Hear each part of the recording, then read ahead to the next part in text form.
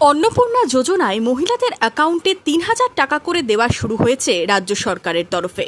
বুধবার দুপুরে নেতাজি ইনডোর স্টেডিয়ামে সূচনার অনুষ্ঠানে অংশ নিলেন মুখ্যমন্ত্রী শুভেন্দু অধিকারী। রিমোট টিপে টাকা ট্রান্সফার করলেন মুখ্যমন্ত্রী জানান, রাজ্যে ১,৬০,০০,০০০ মহিলা আবেদন করেছেন। এর মধ্যে ২৬ লক্ষ নাম বাদ গিয়েছে। ১,৩০,০০,০০০ উপভোক্তাকে অনুমোদন দেওয়া হয়েছে। আজকে আমরা ১,৬০,০০,০০০ যে আবেদনকারী, তার মধ্যে ২৬ লক্ষ বাতিল হয়েছে ফর্ম, তারা ক্রাইটেরিয়া ফিল আপ করেননি। বাকি যে ১,৩০,০০,০০০-এর বেশি ঝাড়াই বাছাইতে তারা যোগ্য বিবেচিত হয়েছেন। আমরা বেলা ১টার সময় আজকে টাকা ট্রান্সফার করলাম ১,৯,৯২,৩৭৮ জনকে। আজকে রাত্রি ১২টা পর্যন্ত বাকিরাও পোর্টাল আপলোড হতে হতে তাদের অ্যাকাউন্টেও টাকা ঢুকতে শুরু করবে।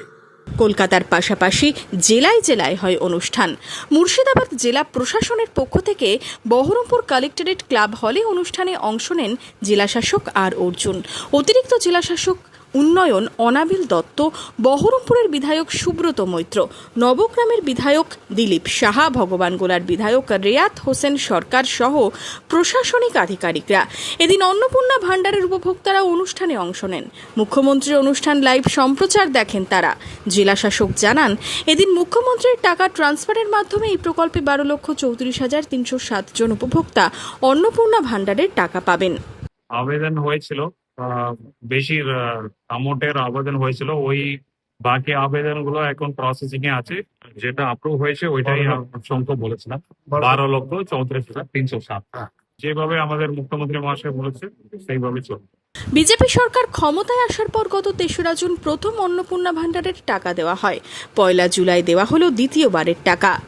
আমাদের সরকার মাননীয় মুখ্যমন্ত্রী শুভেন্দু অধিকারী শপথ নেবার পর থেকে অক্লান্ত পরিশ্রমের মধ্যে দিয়ে বিভিন্ন পৌরসভা, বিভিন্ন ব্লক অফিস থেকে, এসডিও অফিস থেকে যেভাবে এই কদিনের মধ্যে এত সংখ্যক মানুষকে অন্নপূর্ণা যোজনার ডাইরেক্ট ব্যাংক অ্যাকাউন্টে, আধারযুক্ত ব্যাংক অ্যাকাউন্টে ঢুকিয়ে দেওয়ার আজ থেকে শুরু করলেন, তো সেই জায়গা থেকে মাননীয় মুখ্যমন্ত্রী এই তড়িৎ গতিতে এই কাজটিকে করে নেওয়ার জন্য আমরাও ওনার নেতৃত্বে বিধায়করা সকলে ওনাকে সাধুবাদ জানাই, ধন্যবাদ জানাই।